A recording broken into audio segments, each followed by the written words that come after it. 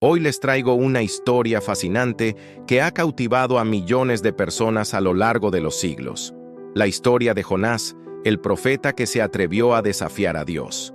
Entre las páginas del Antiguo Testamento encontramos una de las historias más sorprendentes y llenas de simbolismo, la de Jonás, el profeta que trató de huir del llamado de Dios, pero terminó dentro del vientre de un gran pez. Una historia que no solo habla de milagros, sino también de misericordia, arrepentimiento y segundas oportunidades. Hoy descubriremos qué nos enseña la vida de Jonás y por qué su relato sigue siendo tan actual. Jonás vivió en el siglo 8 a.C., en tiempos en que Asiria era una potencia temida. Su capital, Nínive, era conocida por su violencia, injusticia y crueldad. Imaginen por un momento estar en los zapatos de Jonás.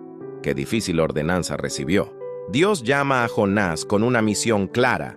Le encomienda una misión: ir a Nínive, una ciudad enemiga, para advertirles sobre su destrucción. Levántate, ve a Nínive y pregona contra ella, porque su maldad ha subido delante de mí. Jonás 1:2. Pero Jonás, en lugar de obedecer, hace exactamente lo contrario. ¿Te has sentido alguna vez así? ¿Queriendo huir de algo que sabes que debes hacer? Nuestro protagonista decide embarcarse hacia Tarsis, en la dirección opuesta a Nínive. Jonás, lejos de alegrarse por este llamado, decide huir. Se embarca rumbo a Tarsis, al extremo opuesto. ¿Por qué? Porque temía que, si los ninivitas se arrepentían, Dios los perdonara. Pero Jonás, en lugar de obedecer, decidió huir. ¿Por qué? Porque Jonás sabía que Dios es misericordioso y temía que los ninivitas se arrepintieran y fueran perdonados. Para Jonás, ellos no merecían misericordia, solo castigo. Era un conflicto entre su justicia humana y la compasión divina. Se dirigió a Jope y tomó un barco rumbo a Tarsis, que estaba en dirección opuesta. En su corazón, prefería que esa ciudad recibiera castigo. Pero huir de Dios nunca es posible. En medio del viaje, una gran tormenta azotó la nave. Pero aquí es donde las cosas se ponen interesantes. En medio del mar, una tormenta feroz amenaza con hundir el barco. Los marineros, desesperados, descubren que Jonás es la causa de su desgracia. Los marineros, desesperados, porque el barco estaba a punto de romperse, clamaban a sus dioses y entonces comenzaron a lanzar las cargas al mar para aligerar el barco. Finalmente, echaron suertes, y éstas señalaron a Jonás. Y él confesó: «Yo soy hebreo, y temo a Jehová, Dios de los cielos, que hizo el mar y la tierra». Entonces, sabiendo que él era la causa, pidió ser lanzado al mar para calmar la tormenta. Con temor, los marineros lo hicieron, y en ese momento, el mar se tranquilizó. Aquellos hombres impactados ofrecieron sacrificios al Dios de Israel. Así, incluso en su desobediencia, Jonás fue instrumento para que otros conocieran al Señor. Y entonces ocurre algo extraordinario. Jonás es arrojado al mar embravecido, donde un gran pez se lo traga. Pero no estamos hablando de cualquier pez. Este era lo suficientemente grande para mantener a un hombre vivo en su interior durante 3 días y 3 noches. Increíble, ¿verdad? Dios, en su misericordia, preparó un gran pez que tragó a Jonás. Allí permaneció 3 días y 3 noches. Desde el vientre del pez, Jonás elevó una oración, un clamor de arrepentimiento y gratitud por la salvación. Dentro del pez, Jonás experimenta una transformación profunda.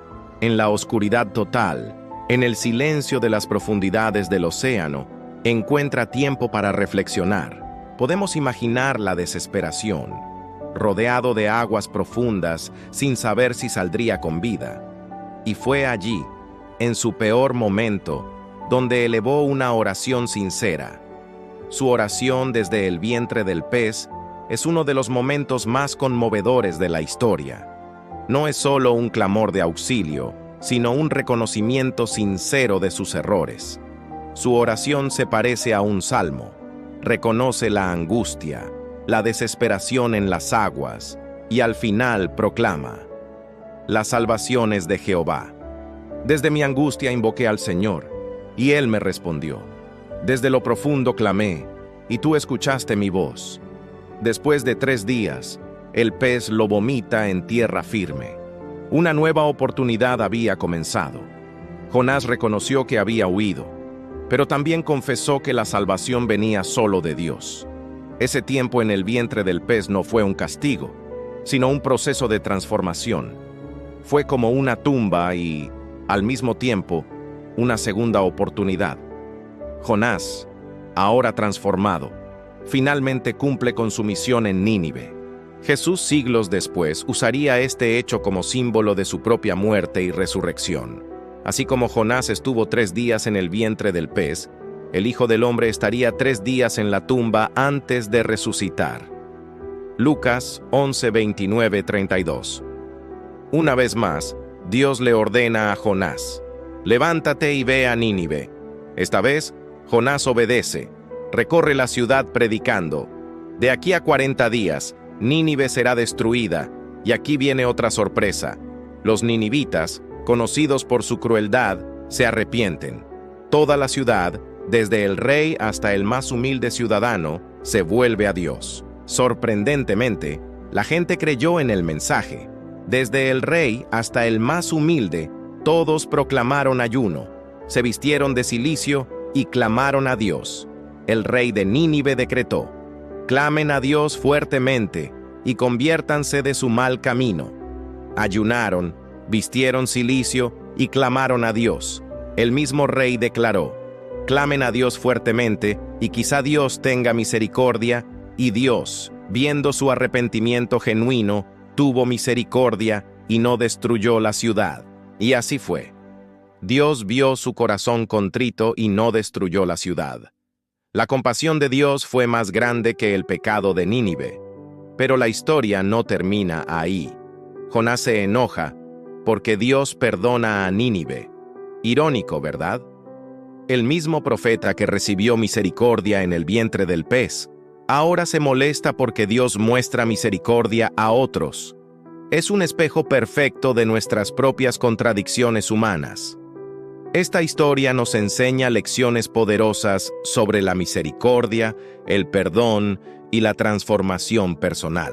Nos muestra que incluso en nuestros momentos de mayor rebeldía, hay esperanza, que ningún lugar está demasiado lejos del alcance de Dios, ni siquiera el vientre de un pez en las profundidades del océano.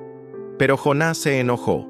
No soportaba ver que Dios había perdonado a Nínive. Se sentó a las afueras de la ciudad esperando quizá su destrucción, esperando quizá ver fuego del cielo. Dios hizo crecer una planta que le dio sombra, y Jonás se alegró, pero luego la secó. Jonás se entristeció por la planta, y Dios le respondió: tú tienes compasión de una planta, y yo no tendré compasión de Nínive, con más de 120,000 personas que no saben distinguir entre su derecha y su izquierda, y muchos animales. Con estas palabras, Dios muestra que su misericordia es mayor que nuestra limitada visión humana. ¿Y qué hay sobre la historicidad del relato? Muchos se preguntan si es un mito o realidad. Otros ven la historia como una parábola para enseñar una lección espiritual y sobre el plan de Dios. Lo fascinante es que, más allá de la discusión histórica, el mensaje sigue siendo igualmente poderoso. Nadie está más allá de la posibilidad de cambio y transformación. La historia de Jonás no es solo un relato antiguo, es un espejo de nuestra vida. Muchas veces huimos de lo que Dios nos pide, pero Él siempre nos alcanza con amor. Nos enseña que nadie está fuera de su misericordia, ni siquiera aquellos que consideramos perdidos o enemigos. La historia de Jonás nos recuerda que el odio y los prejuicios pueden ser vencidos por la misericordia y el perdón. En un mundo donde las divisiones parecen crecer cada día, este mensaje es más relevante que nunca. El mensaje final es claro. Dios es un Dios de segundas oportunidades, de justicia, pero también de compasión infinita. Y hoy, tal como en los días de Jonás, nos invita a confiar en Él y a compartir su mensaje de amor. ¿Cuántas veces huimos de lo que Dios nos pide, ya sea por miedo, orgullo o comodidad? ¿Cuántas veces creemos que otros no merecen perdón, cuando nosotros mismos vivimos de la misericordia divina? Hoy, al igual que en Nínive, Dios sigue llamando a la humanidad al arrepentimiento y nos invita a ser mensajeros de esperanza. La pregunta es, ¿seremos como el Jonás que huye, o como el Jonás que obedece y lleva la palabra que transforma vidas? Si esta historia te ha tocado como a mí, te invito a compartirla. No olvides dar like a este video y suscribirte para más contenido como este. Nos vemos en el próximo video. Bendiciones.